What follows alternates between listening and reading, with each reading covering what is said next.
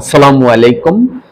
আমি Mohammad Umar Faruk, assistant professor, economics department, Nasrin Wajed women's degree college এবং director, economics teaching centre, Sirajganj.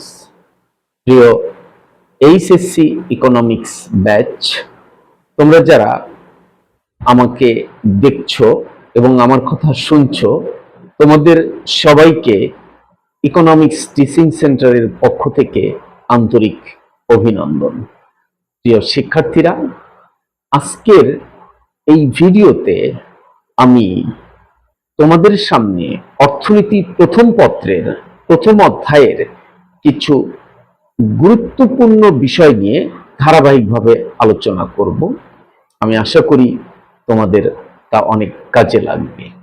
প্রিয় শিক্ষার্থীরা, আমরা সবাই জানি অর্থনীতির ইংরেজি প্রতিশব্দ হচ্ছে ইকোনমিক্স, এবং এই ইকোনমিক্স শব্দটি এসেছে একটি গ্রিক শব্দ ঐকোনমিয়া হতে।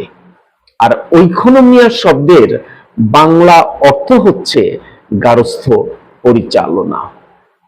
এই প্রসঙ্গে গ্রিক দার্শনিক অ্যারিস্টটল অর্থনীতিকে গার্হস্থ্য বিষয় সম্পত্তির ব্যবস্থাপনা সংক্রান্ত বিজ্ঞান হিসাবে অভিহিত করেছেন। প্রিয় শিক্ষার্থীরা, অষ্টাদশ শতাব্দীর শেষের দিকে অর্থাৎ 1776 সালে অ্যাডাম স্মিথ অর্থনীতিকে সম্পদের বিজ্ঞান হিসাবে অভিহিত করেন, এবং এই সালে অর্থাৎ 1776 সালে অ্যাডাম স্মিথের একটি বিখ্যাত গ্রন্থ প্রকাশিত হয়, এবং সেই গ্রন্থটির নাম হচ্ছে an inquiry into the nature and causes of the wealth of nations. এই গ্রন্থটি ওয়েলথ অফ নেশনস নামে পরিচিত। এই গ্রন্থে অ্যাডাম স্মিথ অর্থনীতির সংজ্ঞা প্রদান করেন, এবং তিনি বলেন অর্থনীতি হলো এমন একটি বিজ্ঞান যা জাতিসমূহের সম্পদের প্রকৃতি ও কারণ অনুসন্ধান করে। প্রিয় শিক্ষার্থীরা, অ্যাডাম স্মিথকে অর্থনীতির জনক বলা হয়, কিন্তু প্রশ্ন হলো কেন অ্যাডাম স্মিথকে অর্থনীতির জনক বলা হয়?